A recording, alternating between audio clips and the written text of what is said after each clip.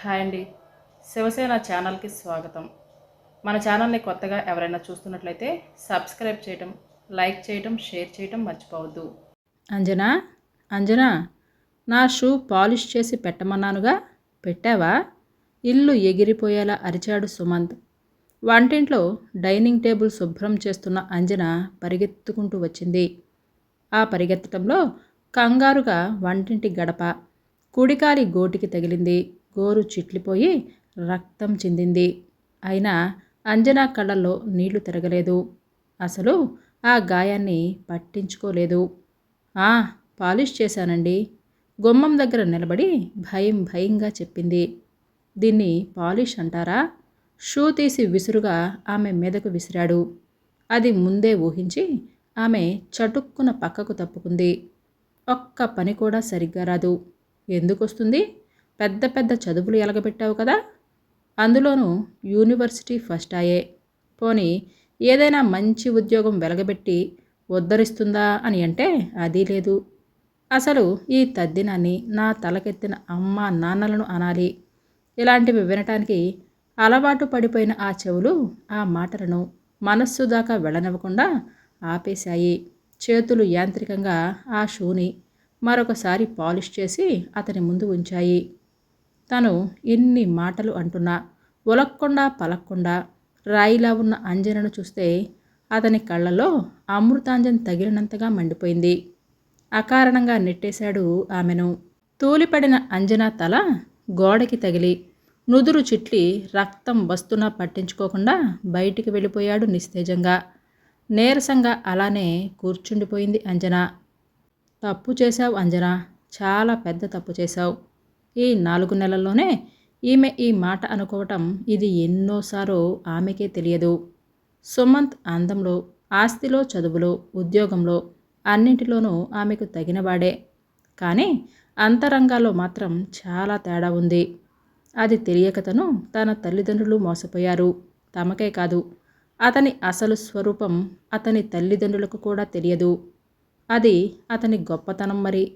నివురుగప్పిన నిప్పులాంటి అతను తన జీవితాన్ని కార్చిచ్చులా కాల్చేస్తూ ఉంటే అలా జీవితాన్ని అతని అహంకారం అనే అగ్నికి ఆహుతి చేసి అంతం అయిపోవటమేనా? No, never. తను ఈ ప్రమాదం నుంచి బయటపడాలి.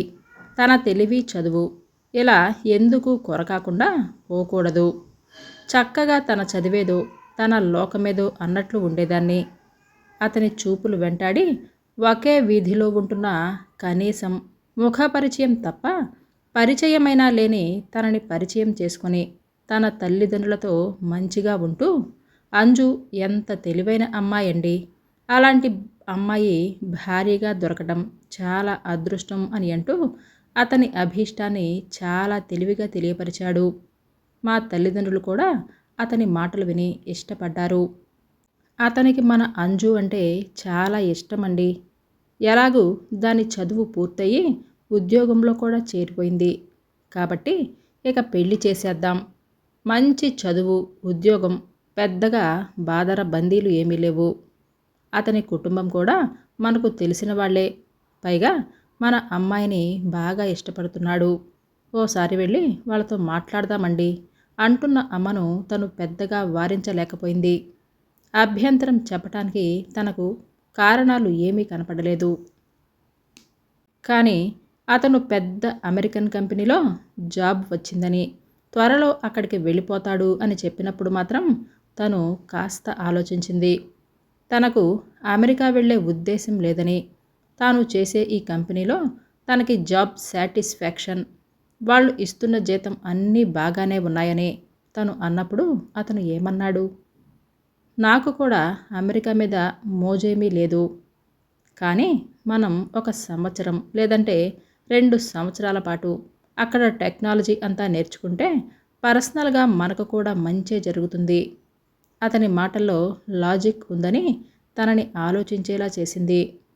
అదే టైంలో తన కంపెనీ వాళ్ళు తనని ఒక ప్రాజెక్టు పని మీద అమెరికా పంపాలి అని నిర్ణయించటం అంతా తన అదృష్టమే అని మురిసిపోయింది.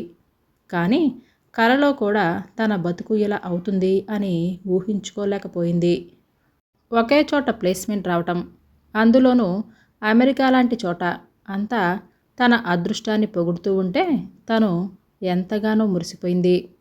పెళ్ళైన 4 నెలలకే తనకు కంపెనీ వీసా అరేంజ్ చేసి అమెరికా పంపించారు. ఆ తర్వాత 2-3 నెలల దాకా అంతా బాగానే గడిచింది. అంజనా, ఇద్దరం ఉదయం నుంచి రాత్రి దాకా అలసిపోయి రావటం, మళ్ళీ రొటీన్. అసలు లైఫ్లో ఏ ఎంజాయ్మెంట్ లేదు. నేను సంపాదిస్తున్నది మన ఇద్దరికీ చాలదా చెప్పు. నువ్వు హాయిగా జాబ్ మానేసి ఇంట్లోనే ఉండిపోకూడదు అని అంటూ మొదలైంది. అదంతా తన మీద ప్రేమతోనే అని అనుకుని తను మురిసిపోయింది. కానీ కంపెనీతో అగ్రిమెంట్ అయ్యింది. కంపెనీ ఖర్చుతో వాళ్ళ అరేంజ్మెంట్స్తో ఇక్కడికి వచ్చి ఇప్పుడు అర్ధాంతరంగా జాబ్ మానేయటం అనేది ఎలా కుదురుతుంది?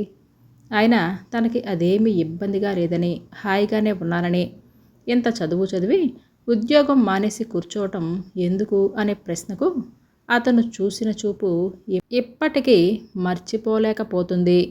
ఆఖరికి తను ఏం చెప్పినా వినటం లేదని, తను వర్క్ లోడ్ ఎక్కువగా ఉండి వీకెండ్ ఇంట్లో వర్క్ చేసుకోవటానికి ల్యాప్టాప్ తెచ్చుకున్నప్పుడు తనకి తెలియకుండానే అతను తన అసైన్మెంట్ మార్చడం వలన తన కంపెనీకి చాలా లాస్ రావటం, వాళ్ళు తనని తన వర్క్ని అవమానించి ఉద్యోగంలో నుంచి పీకేయటం అంతా కలలా జరిగిపోయింది. అప్పట్నుంచి బయటపడింది అతను అసలు బండారం. అతనికి తనంటేనే కాదు, అసలు ఆడవాళ్ళంటేనే చులకన. వాళ్ళు అన్ని రంగాలలోనూ ప్రతిభ చూపి పైకి రావటం ఓర్చుకోలేని మనస్తత్వం అతనిది అని తెలిసిన రోజు తను పడిన బాధ వర్ణనాతీతం. ఈ ఆడవాళ్ళు పనీపాట లేకుండా కూర్చుని పుస్తకాలు బట్టి పట్టేసి కాలేజీల్లోనూ యూనివర్సిటీల్లోనూ మంచి మార్కులు కొట్టేసి వగలు హొయలు చూపించి మంచి మంచి జీతాలతో మంచి మంచి ఉద్యోగాలలో చేరిపోతున్నారే తప్ప అంతకంటే ఇంకేం కాదు అంటున్న అతన్ని చూసి నవ్వాలో ఏడవాలో అర్థం కాలేదు తనకి మొదట్లో. కానీ తన పని ఏడవటమే అని అతనే డిసైడ్ చేసేశాడు. మొదట్లో ఈటెల్లాంటి మాటలతో మనస్సును విరిచేశాడు. అప్పటికి తను మొండిగా కన్నీరు పెట్టకుండా ఉండటాన్ని చూసి మ్యాన్ హ్యాండ్లింగ్ కూడా మొదలుపెట్టాడు. తను ఎలాగైనా సరే ఈ నరకం నుంచి బయటపడాలి. అందుకు ఏమాత్రము అవకాశం లేకుండా తన చేతికి పైసా అందకుండా అన్ని జాగ్రత్తలు తీసుకుంటున్నాడు. తను ఎవరికి ఏం చెప్పినా నమ్మకుండా తన గురించి అందరితోనూ ఇలా చెప్పాడు. తన జాబ్ పోయింది, అందుకే డిప్రెషన్లో ఉన్నానని, ఆ వెధవ జాబ్ సంపాదన తనకు అంజు కంటే గొప్ప ఏమీ కాదని, తను ఎంత జాగ్రత్తగా చూసుకుంటున్నా ఆ డిప్రెషన్లో నుంచి బయటపడటం లేదని ఇంటా బయట అందరినీ నమ్మించేశాడు. అసలు రేపు తనను చంపేసి ఆత్మహత్యగా చూపించినా అంతా నమ్మేస్తారు, అందులో ఆశ్చర్యం ఏమీ లేదు. అందుకే తను చాలా ఆలోచించి అడుగు వేయాలి. ఆలోచనలతో అసలు కాలమే తెలియటం లేదు అంజనకు. కడుపులో ఆకలి అరిచి అల్లరి పెట్టడంతో ఈ లోకంలోకి వచ్చి పడింది. ఇంకా ఎక్కడ పని అక్కడే ఉంది. మళ్ళీ ఆ రాక్షసుడు వచ్చేలోపు ఇల్లంతా అద్దంగా సర్ది అన్నీ అరేంజ్ చేయాలి. తను అర్థం పర్థం లేకుండా ఆలోచిస్తూ తిని తినక ఆరోగ్యం పాడు చేసుకోవటం నిజంగానే డిప్రెషన్లోకి వెళ్ళిపోయే ప్రమాదం ఉంది. అప్పుడు నిజంగా వీడు చెప్పినట్లుగానే జరిగిపోతుంది. తను బాగా ఆలోచించి అడుగు వేయాలి. ఇప్పట్లో ఇంట్లో నుంచి పంపడు. వాడికి నాతో ఆడుకోవటం మీద మోజు ఇంకా తీరలేదు. అతడు ఎంత తెలివిగా తనని బంధించేశాడో తను అంతకంటే తెలివిగా అతన్ని దెబ్బతీయాలి. తనలో ఏ తెలివితేటలు చూసి అతను ఓర్చుకోలేకపోయాడో వాటితోనే అతన్ని దెబ్బతీయాలి. అది ఎలాగా అనేది చాలా జాగ్రత్తగా ప్లాన్ చేసుకోవాలి. ఈ ఆలోచనతో కొత్త ఉత్సాహాన్ని నింపింది ఆమెలో. అతనికి ఏమాత్రము అనుమానం రాని విధంగా మసులుకుంటూ అతను పెట్టే టార్చర్ని భరిస్తూ తనకు ఇష్టమైన సబ్జెక్ట్లో మంచి పట్టు సంపాదించి అమెరికన్ యూనివర్సిటీలో పిహెచ్డి సంపాదించాలి. అప్పుడు తను భరిస్తున్న ఈ గృహహింసకు ఒక ఫలితం ఉంటుంది. ఎస్, అదే చెయ్యాలి. ఎవరైతే తన తెలివితేటలను ఉన్నతిని చూసి ఓర్చుకోలేక తనను టార్చర్ చేశారు. వాడి నీడలోనే తను అనుకున్నది సాధించి విజేత కావాలి. ఆడవాళ్ళంటే ఆడుకునే బొమ్మలో, కాళ్ళ కింద చెప్పులో కాదని, వాళ్ళు కూడా ప్రాణం, ప్రతిభ, పట్టుదల, సామర్థ్యం అన్నీ ఉన్న తనలాంటి ప్రాణులే అన్న సత్యం వాడు గ్రహించాలి, అంగీకరించాలి. అంజనా తెలివితేటలు పూర్తిగా అర్థం చేసుకోలేకపోయినా సుమంత్ ఆమె ఎక్కడ వెళ్ళిపోతుందో అని ఆర్థిక స్వాతంత్ర్యం అయితే లేకుండా చేశాడు. కానీ మిగతా విషయాలు పట్టించుకోలేదు. తను ఆఫీస్కి వెళ్ళాక చకచకా పనులన్నీ చేసుకుని ఉదయం 11 గంటల నుండి సాయంత్రం 5 గంటల దాకా తదేక దీక్షతో, పట్టుదలతో ఇంట్లో ఉన్న అతని పుస్తకాల నుంచే తనకు కావలసిన సమాచారాన్ని సేకరించుకుంటూ ఆ విషయం అతనికి తెలియకుండా జాగ్రత్త పడింది. అంజనది ఫోటోగ్రాఫిక్ మెమరీ. అది ఆమెకు చాలా ఉపకరించింది. ఆమె థీసిస్ రెడీ చేసి ఫ్లాపీ రూపంలో పొందుపరిచింది. అది యూనివర్సిటీ వాళ్లకు ఎలా చేర్చాలి అన్నదే ఇప్పుడు ఆమె సమస్య. అంజనా ఓర్పుతో విసిగిపోయాడు సుమంత్. తనను కనికరించమని, హింస పెట్టవద్దని బతిమలాడుతుంది అని ఎదురు చూసిన అతనికి ఆమె ఓర్పు ఒక పెద్ద సవాల్గా మారిపోయింది. బతిమాలదు, బెదిరించదు, కోప్పడదు, భయపడదు, కన్నీరు పెట్టదు. అన్నిటికీ అతీతంగా, నిర్లిప్తంగా ఒక మౌనిలా ఉంటున్న ఆమె అతనికి అర్థం కావటం లేదు. ఇన్నాళ్లుగా ఆడిన ఆ హింసాట అతనికి బోర్ అయిపోయింది. ఎలాగైనా ఆమెను వదిలించుకోవాలి అనే ఆలోచన వచ్చేసింది. కానీ ఎవరికి ఏ అనుమానం కలగకుండా చాలా న్యాచురల్గా ఉండాలి. ముందుగా తాము చాలా అన్యోన్యమైన జంట అని అందరూ గుర్తించాలి. తరువాత ఇక అసలు పని. అంజనా, సాయంత్రం మనం పార్టీకి వెళుతున్నాము. చాలా అందంగా, చక్కగా తయారవు. చాలా రోజుల తర్వాత, కాదు చాలా నెలల తర్వాత వచ్చిన ఆ మాటకు అయోమయంగా చూసింది అంజన. ఏమిటి అలా నిలువు గుడ్లేసుకొని చూస్తున్నావు? నేను చెప్పింది తెలుగులోనే. అర్థం కావటం లేదా? అయినా అంత పెద్ద చదువులు చదివిన నీకు ఇంత చిన్న విషయం అర్థం కాకపోవటమా అని పెళ్ళున నవ్వాడు. తను బయటికి వెళ్ళబోతున్నాను అన్న విషయం ఒక్కటే అర్థమైంది నాకు. అంతే. ఆమెలో ఉత్సాహం ఉరకలు వేసింది. ఎర్ర గులాబీ మొక్కల్లాంటి ఆమె పెదాలు చిరునవ్వుతో అరవిచ్చుకున్నాయి. ఒక్క క్షణం ఆమె వైపు తదేకంగా చూశాడు సుమంత్. ఇక కొద్ది రోజుల్లో ఎలాగో తనకి దూరం కాబోతున్న ఆమెను ఇక బాధ పెట్టుదలుచుకోలేదు. పైగా తను అనుకున్నది సాధించాడు. ఆమె చదువు, తెలివి, ఉద్యోగం, స్టేటస్ అన్నీ నిర్వీర్యం అయ్యాయి. ఇక ఆమె ఒక అందాల బొమ్మ, అంతే. ఇక ఆమె మీద తనకు ఎలాంటి కోపము లేదు. సో ఉన్న కొద్ది రోజులు ఆమె మీద నిజమైన ప్రేమ కురిపిస్తా. దానివలన తనకు లాభమే కానీ ఎలాంటి నష్టమూ లేదు కదా. నవ్వు మెరిసింది అతని ముఖంలో. అర్థం కాని ఆ చూపులను, అతని మనోభావాలు తెలియని ఆ నవ్వుని అయోమయంగా చూసింది ఆమె. ఈ నిర్బంధము నుంచి బయటకు తీసుకెళ్తాడు అన్న విషయం మాత్రం అర్థమై చాలా ఆనందం కలిగింది ఆమెకు. గత 10 రోజులుగా తనని వేధిస్తున్న ప్రశ్నకు సమాధానం దొరికింది.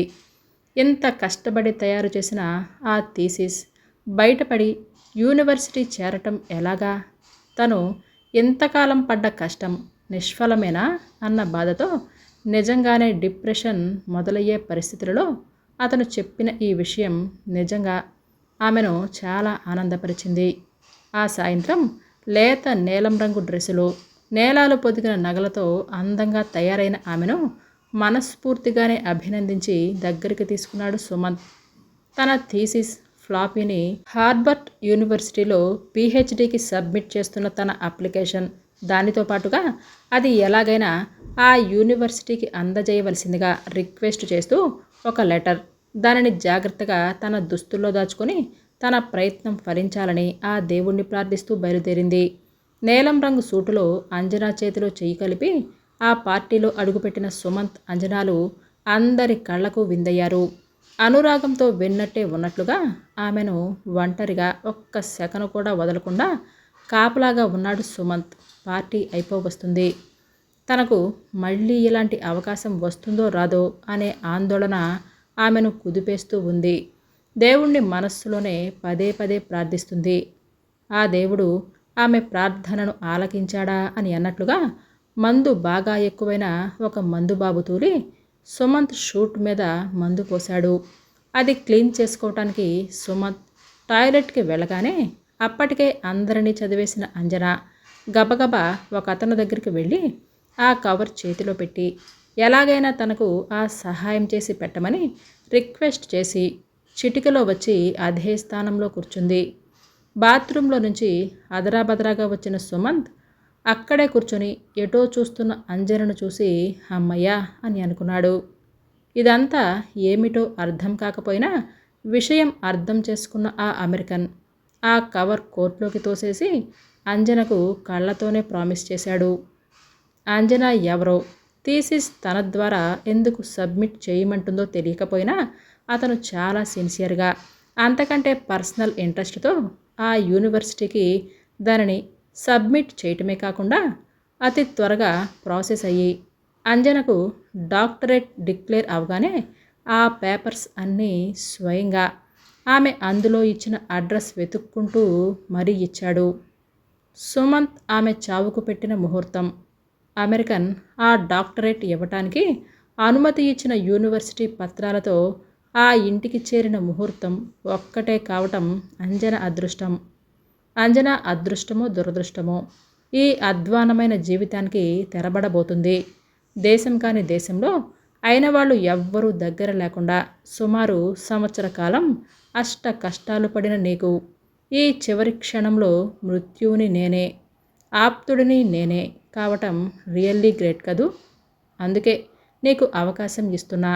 నువ్వు చివరిసారిగా ఏదైనా కోరుకో, నీ ప్రాణాలు తప్ప.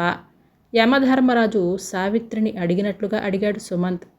గత 2 నెలలుగా అతను చూపిస్తున్న ప్రేమను, అతని చేరువను ఎలా అర్థం చేసుకోవాలో తెలియక అతను నిజంగా మరి మనిషి అయ్యాడా, లేక ఇదో కొత్త డ్రామా అన్న డైనమా ఉన్న అంజనకు అసలు విషయం అప్పుడే అర్థమైంది. అంటే తన జీవితం ఎక్కడే ఇతని చేతుల్లోనే అంతం కాబోతుందా?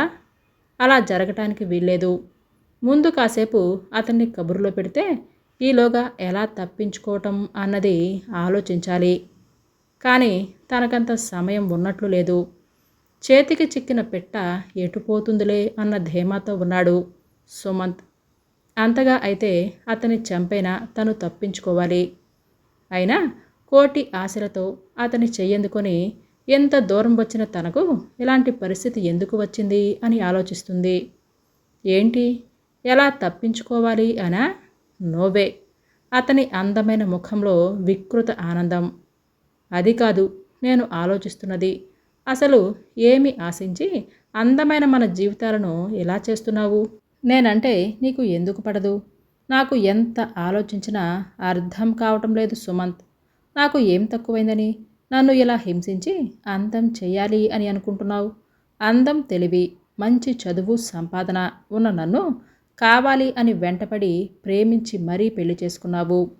మరి ఎందుకింత రాక్షసంగా ప్రవర్తిస్తున్నావో తెలుసుకోవాలి అని కుతూహలం తప్ప నాలో ఇక ఏ ఆలోచనలు లేవు. చెప్పు, ఇదంతా ఎందుకు చేస్తున్నావు? నాకు తెలిసి నేను నీకు ఏ రకమైన అన్యాయం చేయలేదు. మరి నీ పగకు కారణం ఏమిటి? కనీసం అది తెలిస్తే అయినా నేను ప్రశాంతంగా కళ్ళు మూస్తాను. నిజంగానే ఆ ప్రశ్న తన మెదడుని తొలిచేస్తున్నట్లుగా అడిగింది అంజన. అదే ఇప్పుడు నువ్వన్నావే, నాకేం తక్కువ? అందం, తెలివి, చదువు వగైరా అవే. అవన్నీ నీలో ఎక్కువగా ఉండటమే నా ఈ ప్రవర్తనకు కారణం. అందుకే నిన్ను వెంటపడి ప్రేమించి మరీ పెళ్లి చేసుకుంది. ఎంత దూరం తీసుకువచ్చింది. ఇప్పుడు నిన్ను చంపేశాక మళ్ళీ ఇంకొక అమ్మాయిని, అన్ని మెరిట్స్ ఉన్న అమ్మాయిని చేసుకుంటాను. దాన్ని ఇలాగే అని అన్నాడు. భయంకరమైన శాడిజం కనిపిస్తుంది అతని ముఖంలో. అదే, ఎందుకలాగా? అలా చేస్తే నీకు ఒరిగేదేముంది? పైగా మనిషిని చంపి తప్పించుకోవటం అంత సులువేం కాదు. దొరికిపోయావంటే ఇక నీ జీవితం అక్కడితో ముగిసిపోతుంది అంటున్న అంజనతో, దొరికిపోవటమా? అది కలలో మాట. లేకపోతే ఇదంతా ఎందుకు చేస్తున్నాను అని అంటావా? ఏమో మరి. నాకు చిన్నప్పటి నుంచి బాగా చదివి తెలివితేటలతో ఉన్న అమ్మాయిలంటే కోపం. అసలు అలాంటి వాళ్ళందరినీ చంపేయాలి అని ఉంటుంది. కానీ ఎలా? అందుకే ఎలా? పళ్ళన్నీ బయటపెట్టి నవ్వుతున్న అతనిలో తోడేలు కనిపించింది. అంజనకు ఎలా ఇతని నుంచి తప్పించుకోవటం అని ఆలోచిస్తున్న సమయంలో కారు ఆగిన శబ్దం వినిపించింది. ఎవరో తమ ఇంటి వైపుగా వస్తున్న అలికిడి వినపడింది. అంతే, ఇక ఆగలేదు. ఆమె హెల్ప్ హెల్ప్ అని పిచ్చి పట్టినట్లుగా అరవటం మొదలుపెట్టింది. అలా అరుస్తుందని, ఆ టైంలో ఎవరో వస్తారు అని ఊహించని సుమంత్ ఒక్క క్షణం ఆశ్చర్యపోయాడు. వెంటనే తేరుకొని ఆమెను గట్టిగా పట్టుకొని నోరు నొక్కేశాడు. అప్పటికే ఆ అరుపులు విన్న అమెరికన్ చాలా ఫాస్ట్గా రియాక్ట్ అయ్యాడు. లాక్ చేసి ఉన్న డోర్ని రివాల్వర్తో షూట్ చేసి తలుపులు తెరిచి గబగబా లోపలికి వెళ్ళి సుమంత్ చేతిలో విలవిలలాడిపోతున్నటువంటి అంజనాని చూస్తూనే సుమంత్ ముఖాన్ని పగిలేలా కొట్టాడు. ఇక ఆ తర్వాత సుమంత్ని పోలీసులు అరెస్టు చేయటం, అంజనకు డాక్టరేట్ రావటం. ఆ సందర్భంగా ఏర్పాటు చేసిన సభలో అంజన ఇలా చెప్పింది. ముఖపరిచయం అయినా లేని అమెరికన్ చేసిన సహాయానికి ఎంతగానో సంతోషించింది. తనకు డాక్టరేట్ రావటంలో అతని సహాయాన్ని గొప్పగా పొగిడింది. తనకు డాక్టరేట్ రావటానికి ప్రథమ స్థానం మాత్రం సుమంతుదే అని చెప్పటంతో అందరూ ఆశ్చర్యపోయారు. అవును, నేను డాక్టరేట్ చేయాలని చిన్నప్పటి నుంచి అనుకున్నా. ఇంత త్వరగా అది ఇంత ప్రఖ్యాత విశ్వవిద్యాలయం ద్వారా దానిని పొందటం అనేది మాత్రం సుమంతే. అతని అసూయ ద్వేషం పగలా మారటం వలనే. లేకపోతే నేను అందరి ఆడపిల్లలానే పెళ్ళి పిల్లలు సంసారంలో పడిపోయేదాన్ని. కానీ సుమంత్ అసూయ ద్వేషాలు నాలో పట్టుదలని పెంచాయి. జీవితాన్ని అర్ధరహితంగా ముగించకూడదు, ఎటువంటి పరిస్థితులైనా ఎదుర్కోవాలి అనే పాఠం నేర్చుకున్నాను ఆ పరిస్థితుల నుంచి. అందుకే నేను అతనికి ఆజన్మాంతం కృతజ్ఞురాలిని. కానీ అతని పరిస్థితి తలుచుకుంటేనే బాధగా ఉంది. మంచి చదువు, చక్కటి ఉద్యోగం, జీవితం అన్నీ చేజేతులా నాశనం చేసుకున్న అతన్ని ఏమనాలి? నేటి పరిస్థితులలో మీడియా ప్రభావం వలనో లేదంటే మానసిక రుగ్మత వలనో ఎలాంటి ఆలోచనలు వచ్చినా ఏ సైకియాట్రిస్ట్నో కలిసి కౌన్సిలింగ్ తీసుకొని ఆ రుగ్మత నుంచి బయటపడే ప్రయత్నం చేయాలి. కానీ ఇలా జీవితం నాశనం చేసుకోవటం, ఐ హేట్ హిమ్. అలాంటి పరిస్థితి ఎవరికైనా కలిగితే దయచేసి అలర్ట్ అవ్వండి. అంతేకాని ఎదుటివారి వినాశనాన్ని కోరుకొని మీరు నాశనం అవ్వకండి. థ్యాంక్ యూ అని ముగించింది. అంజనా ధైర్యానికి, మనోనిబ్బరానికి, సాధించిన విజయానికి ఎడతెరిపి లేకుండా అలా చప్పట్లు మోగుతూనే ఉన్నాయి. అలాంటి పరిస్థితుల్లో ఉన్న ఆడపిల్లలకు ఆలంబనగా ఈ ప్రోగ్రాం మొత్తం లైవ్ టెలికాస్ట్ వచ్చేలా ఏర్పాటు చేశారు ఆ యూనివర్సిటీ వారు. అంజన అభ్యర్థన మీద. ఎందుకంటే ప్రపంచం నిండా చాలామంది అలాంటి అంజనలు ఉన్నారు. ఇలాంటి సుమంతులు కూడా ఉన్నారు. మరి అలాంటి వారికి ఇదే హెచ్చరిక, ఓ స్ఫూర్తి, మార్గదర్శకం కావాలి.